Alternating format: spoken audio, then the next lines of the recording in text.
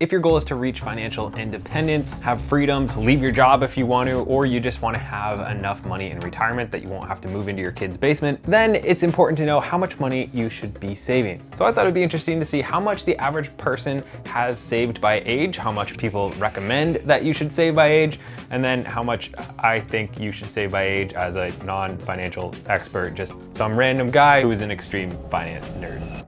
To start off with, you're gonna find the median net worth of your average 20-year-old. So that means all of their assets minus all their expenses. You equal that out and you have your net worth. The average 18 to 24-year-old's net worth is around $8,000. So if you're in that range and you actually have a positive net worth, that can be a good thing. I know a lot of people have negative net worths, and that's mostly because of student debts, let's be honest. At the age of 20, the median income is about $14,000. Now, don't get me wrong, you can do a lot with $14,000 a year.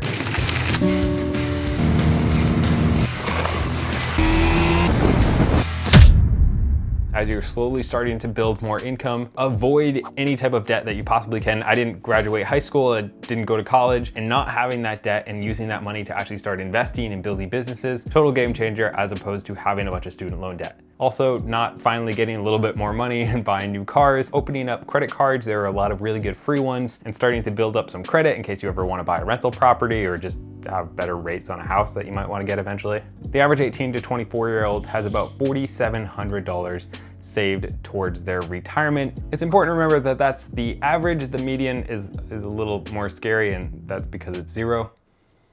Most people at this point aren't thinking about retirement, but I think it is super important to start thinking about retirement as soon as possible. And while I'm not a huge fan of retirement accounts, I'm more of that financial independence and retire early, which is the idea of trying to save up 25 times your annual expenses. And if you can do that, you should be able to live off of that income indefinitely. So the sooner you can do that and the lower your expenses are, the sooner you'll be able to leave your job and reach financial independence. So if you have a bunch of money in retirement accounts that you can't get to yet, it can skew your early retirement number a little bit. But regardless, thinking about investing and bettering your finances in your 20s is super, super important. And it's something that not a lot of people start doing until it starts getting a little bit scary and they're later on in life and they realize that they don't have enough money to do much. So open a Roth IRA, look into house hacking, do something early so that you can start bettering your finances and have a leg up on everybody else. It's also important at this time to just avoid mistakes. And this is something I've actually started doing recently with the sponsor of this video, Aura.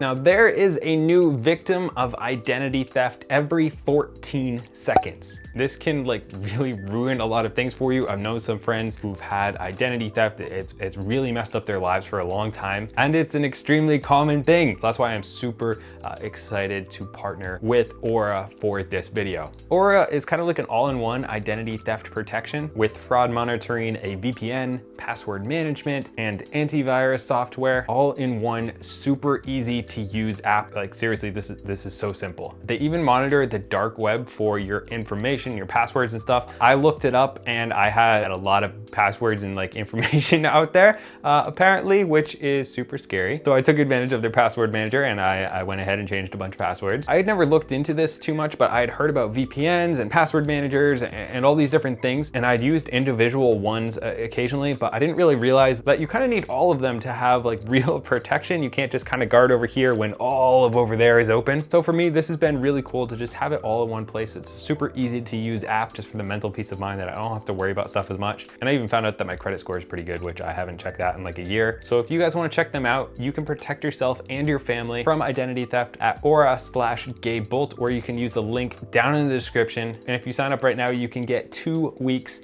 for free, and you can see for yourself how many times your info and your family's info is out there on the dark web. So yeah, links down in the description, and thanks again to Aura for sponsoring this video.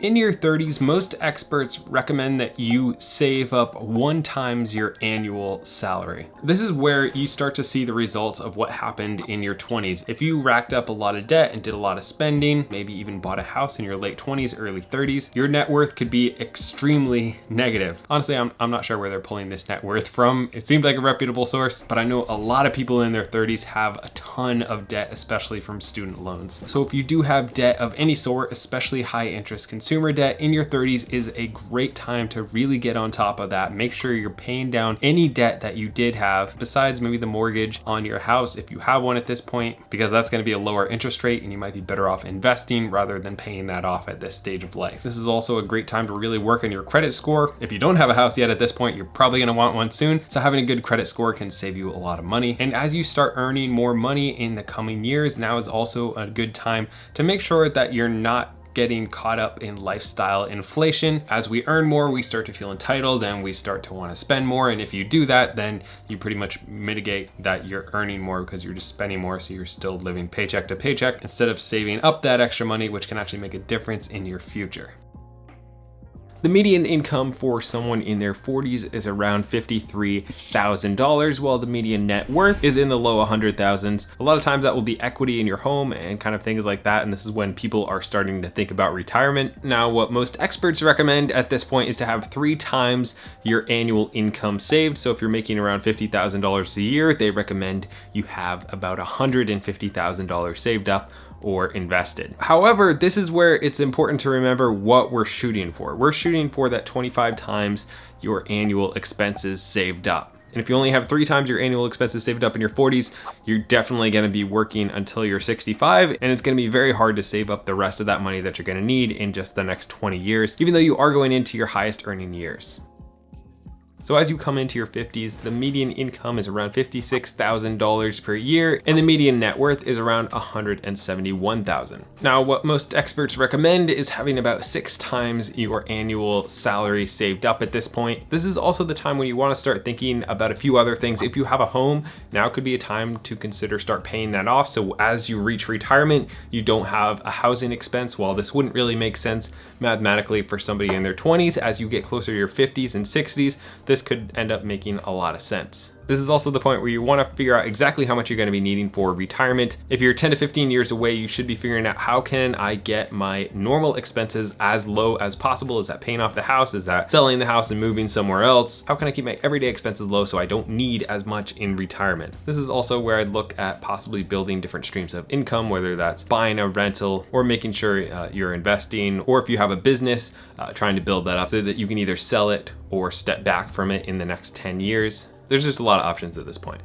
So now we're at our 60s. Again, that median salary is staying pretty much the same. And what most experts recommend is about 8 times your annual income saved up. And while this is definitely better than having nothing saved up, it is not nearly enough to retire on, especially with the inflation and things we have nowadays. I would personally shoot for 10 to 12, maybe even 15 times your annual salary, which should be around 25 times your annual expenses. But if you have your housing paid off at this point when you're getting into your 60s, that might lower that number a lot, which could be really helpful. If you're planning on living off $50,000 a year in retirement, then you're gonna need closer to 1.25 million, not the 400,000 that people recommend. So that's pretty much it. If you enjoyed this, don't forget to drop a like and subscribe, and I'll see you in the next video.